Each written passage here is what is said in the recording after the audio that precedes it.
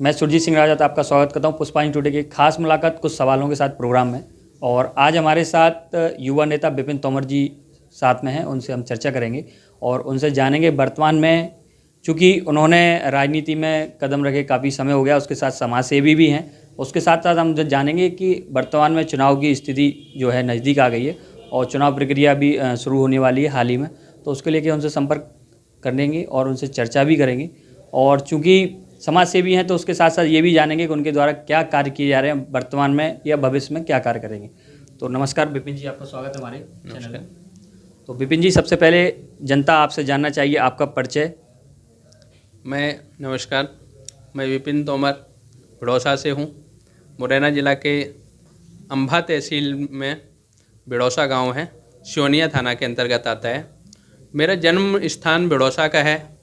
कक्षा 5 से तक की शिक्षा मैंने बिड़ौसा के ही शासकीय विद्यालय से अर्जित की है। बिड़ौसा मेरी जन्मभूमि है और अपनी जन्मभूमि के प्रति हमारे कुछ कर्तव्य हैं जिसको लेकर के हम वहाँ समाज सेवा के रूप में उतरे हैं। और कहा भी गया है, जननी जन्मभूमि स्वर्गदपि गिरियसी। तो जननी और जन्मभूमि स्वर्ग से भी महान होते हैं और हम उसको लेकर के कार्य को उतरे हैं और सेवा ही हमारा प्रथम और अंतिम कार्य है और कुछ नहीं। तो जैसे लंबे समय से आप समाज सेवा के कार्य में सक्रिय थे और लगभग अभी जानकारी मिली जब हमारी टीम के द्वारा जब गांव के भ्रमण किए गए तो वहां से पता चला आप राजनीति में भी सक्रिय हैं। तो कितने समय से आप समाज सेवा कर रहे हैं, उसके बाद राजनीति में आए आप? देखिए, अपनी माँ की सेवा करने का अवसर बच्चों को बालकाल से ही मिल जाता है और आप भी जब बालकाल में होंगे तो कभी माँ के पैर दबाना, कभी दादी के पैर दबाना, कभी पिता के पैर दबाना, कभी बड़े बुजुर्गों से आशीर्वाद लेना, ये भी एक सेवा के ही कार्य हैं।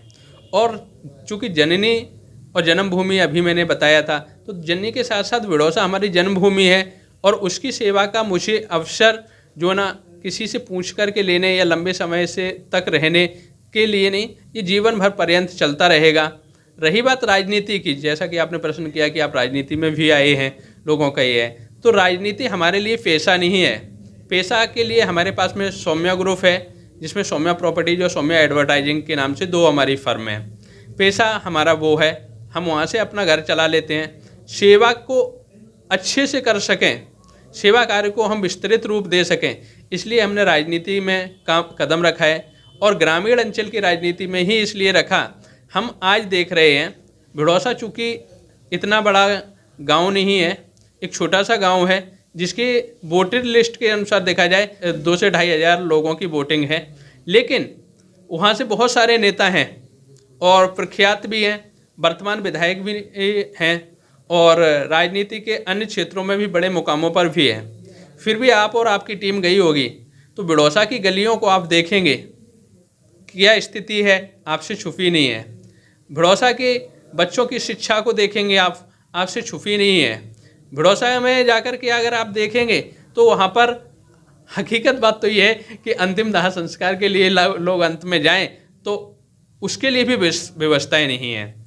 हम चाहते हैं कि सड़कें, लाइट, पानी, इसके तो बहुत सारे लोग, बहुत सारे सरपंच, पंच ये आएंगे और उन्होंने आवास देने से लेकर के, उन्होंने लेटरिंगों की बनवाने से लेकर के, उन्होंने अन्य जो ना शेड लगवाने से लेकर के बहुत सारे काम किए और करेंगे भी।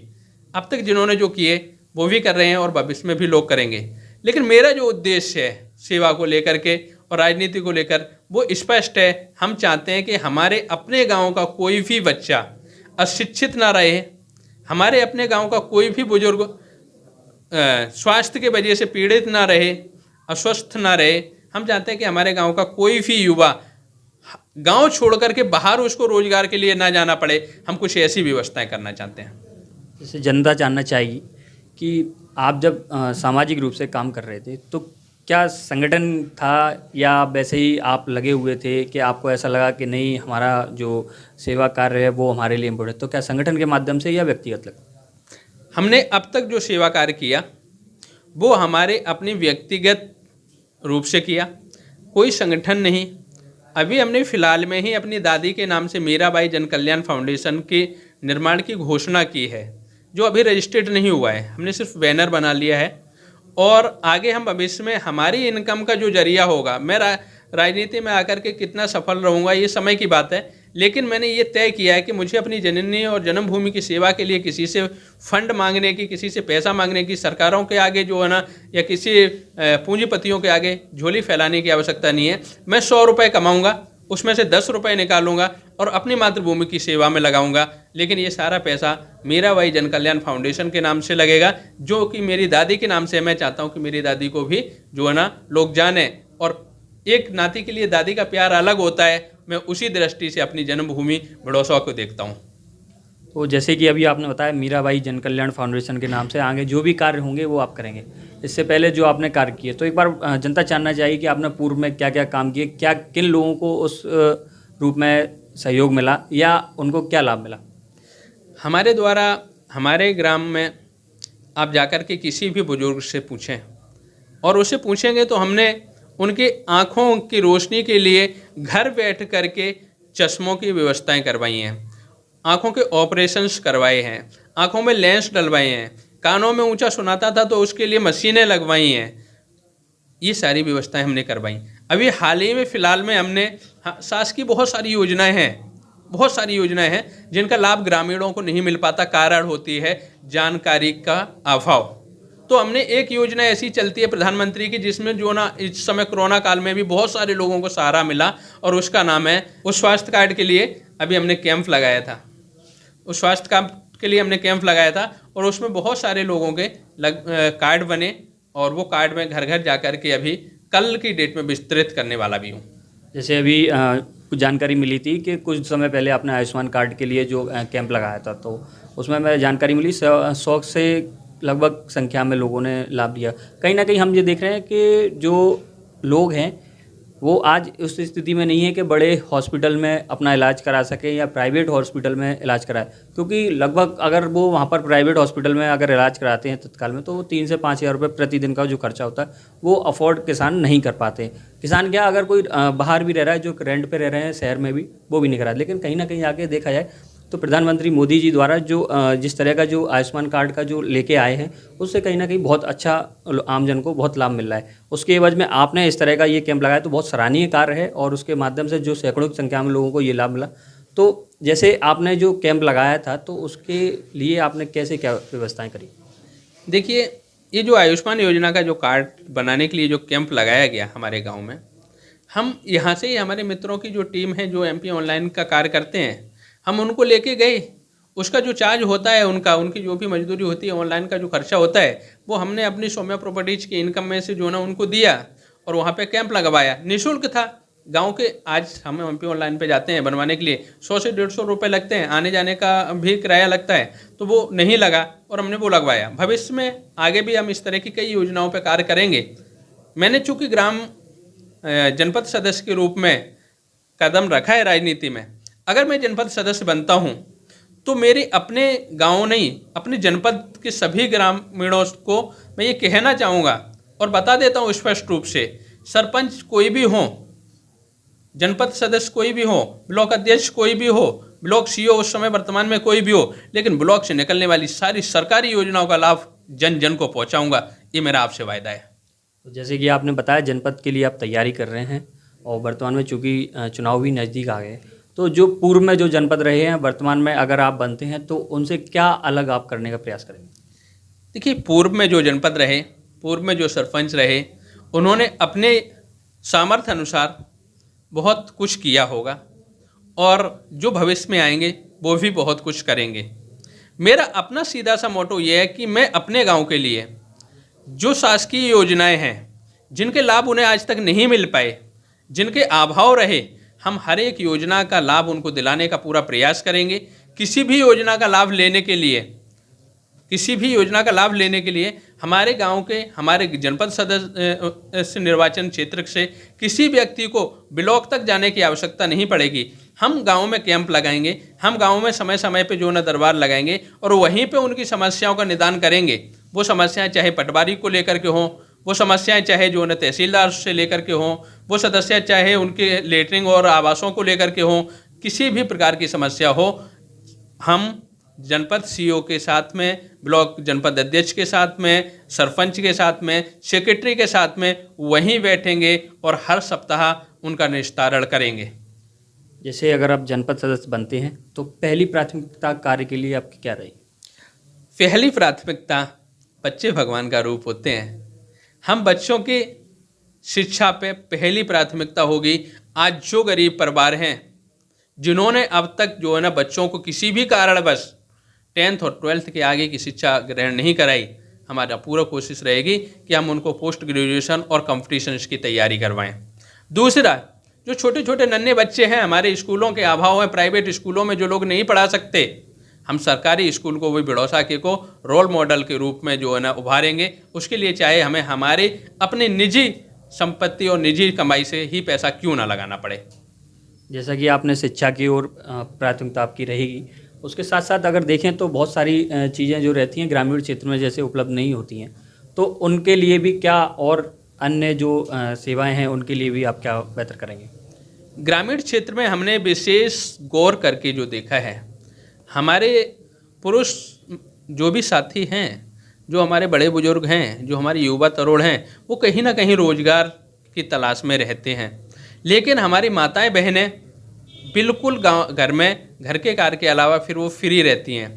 हमने खादी ग्राम उद्योग, स्वरोजगार योजनाएं और सामूहिक जो समूह चलते हैं, ग्राम समूह के माध्यम से हम हर एक माँ बहन को घर पे इतना रोजगार दे देंगे कि वो अपने आप में हाथ में सबल हो जाएगी, उनके हाथ में कुछ पैसा आने लगेगा और हमारे पुरुष भाइयों को और बुजुर्गों को भी घर की चलाने में, किसान हैं तो उन्हें सहायता मिलेगी।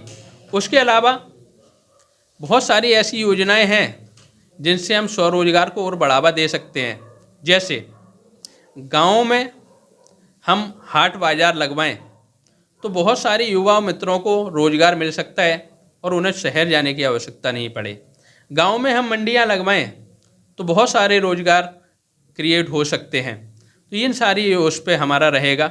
और बुजुर्गों की सेवा के लिए भी हम, जैसा कि हम वचनबद्ध हैं, तो उसके लिए जिन गांवों में अस्पताल नहीं हैं, जिन गांवों में जब तक अस्पताल नहीं हो जाते तब तक हम स्वास्थ्य कैंप के माध्यम से उनको रोजगार, उनको स्वास्थ्य की सुविधाएं उपलब्ध कराएंगे। और कोशिश हमारी रहेगी कि हम शासकीय निधि से, शासकीय सहयोग से, शासकीय अधिकारी पदाधिकारियों और मंत्रियों और नेताओं और के माध्यम से उन गांवों में एक उप स्वास्थ्य केंद्र और व्यवस्थित डॉक्टर की व्यवस्था करवा सकें। जैसे कि पानी, बिजली और सड़क, ये देखा जाए तो ऐसा कोई नेता नहीं या युवा नेता नहीं जो बात नहीं करता हो, वही बात हर कोई करता है। और जैसे कि पानी और बिजली की समस्या तो बनी रहती है कहीं ना कहीं ग्रामीण क्षेत्र, क्योंकि वहाँ पर हेडपम्पों की व्यवस्था हुआ करती थी। पूर्व में देखा जाए तो जो कुएँ होते थे, कुएँ बना की जाती। तो क्या आप थोड़ा सा इसमें कोई और परिवर्तन करने का प्रयास करें? देखिए, लाइट, सड़क और पानी, ये जीवन की मूलभूत सुविधाएं हैं। इन मूलभूत सुविधाओं के लिए सरकार ने बहुत सारी योजनाएं चलाई और चला रही हैं। पीएचई से लेकर के पीडब्ल्यूडी तक इन सारी चीज़ों के लिए कार्य किया जा रहा है। और वर्तमान सरपंच, पूर्व सरपंच और आगामी सरपंच इन कामों को देखते हैं, करते हैं। हम उनको सहयोग कर पाएंगे। जैसा कि हमने बताया था कि हम जनता दरबार के माध्यम से वहाँ जनपद सीईओ, जनपद ब्लॉक अध्यक्ष, सरपंच, सेक्रेटरी, उनको बिठाएंगे और लोगों को बुलाएंगे। जिनकी जो समस्याएं होंगी, जिस स्तर की भी होंगी, हम उन्हें सॉल्व करने की पूरी कोशिश, पूरा प्रयास रहेगा। फिर चाहे उसके लिए सरपंच, सचिव और जनपद सीईओ, जनपद अध्यक्ष के पास में मुझे कईयों बार जाना पड़े, उनसे निवेदन आवेदन करना पड़े, उन्हें जैसे भी मनाना पड़े, लेकिन जनता के साथ हूँ मैं और जनता के कार्यों के लिए मैं लगातार प्रयासरत रहूँगा। हम आशा करेंगे कि आपकी सफलता प्राप्त हो, आप जिस तरह से मेहनत कर रहे हैं उस तरह से आपको लाभ प्राप्त हो, और जो इच्छा के साथ आप आज कार्य कर रहे हैं वो आपको मनोकामना पूर्ण हो। तो ये थे हमारे साथ विपिन तोमर जी, जो कि ग्राम भड़ौसा से निवास करते हैं और काफ़ी समय से, लंबे समय से ये सामाजिक कार्यों में अपनी भूमिका निभा रहे हैं। साथ में कई ऐसी योजना भी हैं जो ग्रामीण क्षेत्रों में इन्होंने पहुंचाई हैं और आमजन को लाभ भी मिला है। साथ में सबसे अच्छी बड़ी बात यह है कि आज वर्तमान में जो लोग शहर में हॉस्पिटलों के लिए जो परेशान होते थे, लाइन लंबी लंबी सरकारी हॉस्पिटलों में जो लाइन लगती थी, वो कहीं ना कहीं प्रधानमंत्री मोदी जी द्वारा जो आयुष्मान कार्ड की जो लाभ दिए जा रहे थे उनके लिए इन्होंने प्रचार प्रसार किया। और देखा जाए सैकड़ों की संख्या में अभी जो ग्रामीण वासियों में नहीं बने थे कार्ड, उनके लिए इन्होंने प्रयास किया और बने। उसके साथ साथ देखा गया कि इनके द्वारा जो बताया गया कि जो आँखों के लिए जो समस्या हुआ करती थी ग्रामीण क्षेत्रों में, जो बुजुर्ग थे उनको लिए चश्मों की व्यवस्था भी कराई, साथ में स्वास्थ्य संबंधी लेके कई अन्य विषयों को लेके चर्चा और अवेयरनेस भी कार्य किए।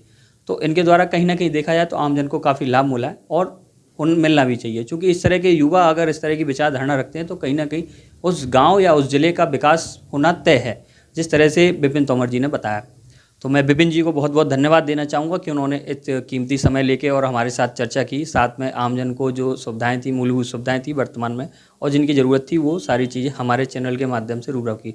अगर हमारी खबरें या हमारे द्वारा दिखाए जा रहे सारे दृश्य आपको पसंद आ रहे हैं तो लाइक सब्सक्राइब जरूर करें। इसी के साथ धन्यवाद। जय हिंद।